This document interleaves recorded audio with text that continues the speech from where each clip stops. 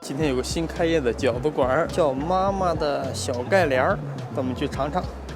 你跟谁点的？羊肉8点的菜没上。啊，有点乱套啊！麻烦把你那笔给我一支呗。电话别给我说038。横刀呢？那他家吃饭咋横刀呢？好像欠钱，嗯，好像别人欠他。这一个拉大脸，饭没吃着呢，这先受一肚子气啊！点菜没人点，自己自助要个笔，啪给我撇过来了。饭啊！我操，这别饭呢！尝尝他家菜到底硬不硬啊？服务态度挺硬啊。酸菜缸、麻辣豆腐，什么？服务员一个都没人来。新开业，态度差爆了啊！为什么还有这么多人来吃？水饺要一个这个。酸菜水饺。酸菜油锅子，有干肠是吧？行，来2两。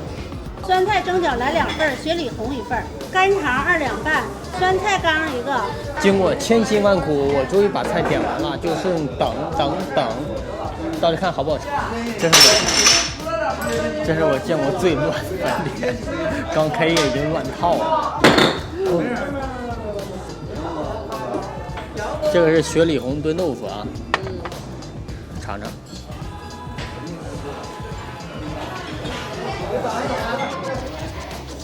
哦，要掉！哎呦！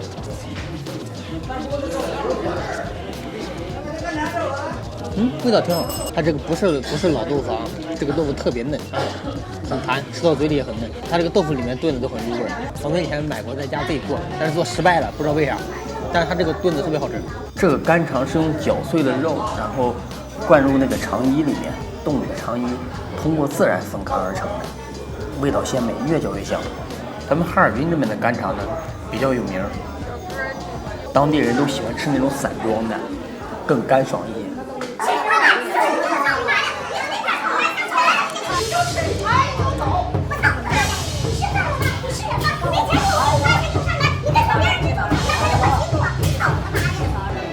因为太忙了，服务员已经发生了争执，已经动手了。这个是东北特色啊，酸菜缸，就是仿照以前小时候那种大缸里面腌的酸菜，人家把那个缸缩小版的直接端到饭桌上来了。他用的是酸菜心儿，然后去全掏到里面的心儿，我尝尝啊。它这个是用大酱拌的，加上那个酸菜的酸味之后到嘴里面，还带一些菜椒的辣味，很开胃，一吃很开胃。这个不错，这个不错，这个值得推荐。啊，好酸。这个擀面杖啊，它就是个装饰啊，我以为它要捣碎呢，其实不是啊。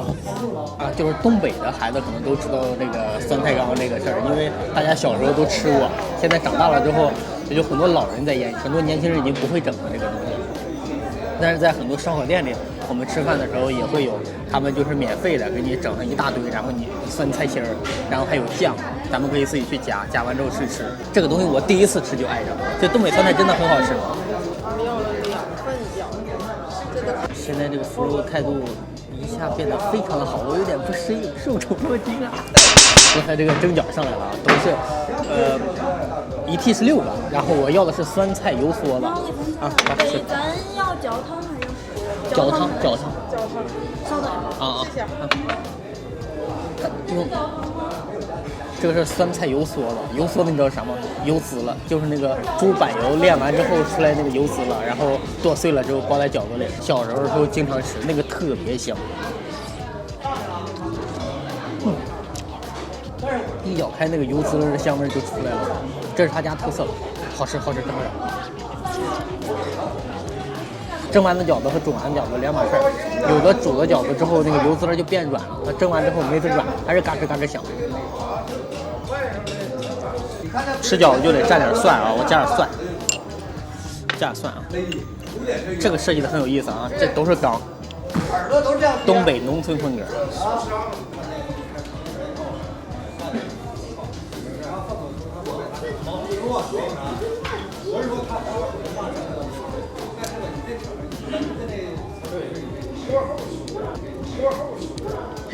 你吃饺子喜欢蘸醋还是蘸酱油？我喜欢蘸醋，有很多人喜欢蘸酱油。比如小胖，还有一句话叫饺子就酒，越喝越有。隔壁的几个大叔已经喝好几个小时了，那咱们也不排了，我怕揍我。咱们也不排了，我怕揍我。你们这好有食欲啊！挺有味道是吧？可能是因为我们不喝酒，所以没那个吃的挺好，因为喝挺好啊。就这个饺子，就干吃，不用蘸任何东西，就能吃出那个酸菜的酸爽，还有那个油滋的香气，到嘴里之后原味，特别好吃。我建议不用蘸任何佐料。给我饺子汤。今天饭吃完了，是我这么长时间以来吃的最舒服的一顿饭，全是家常饭，熏干肠、蒸饺、酸菜羹、雪里红炖豆腐，吃的很舒服。今天没有大鱼，也没有大肉，但是吃的真的很舒服。饭店的环境啊，还有味道都挺好，就是那个管理需要改进一下。对，刚开业可能对有点协调不太好，发生争执，然后希望以后不要再发生这种事情。味道还挺好的，小饭店很不错，值得推荐，可以来一下。服务态度有点改进啊，拜拜，下回见。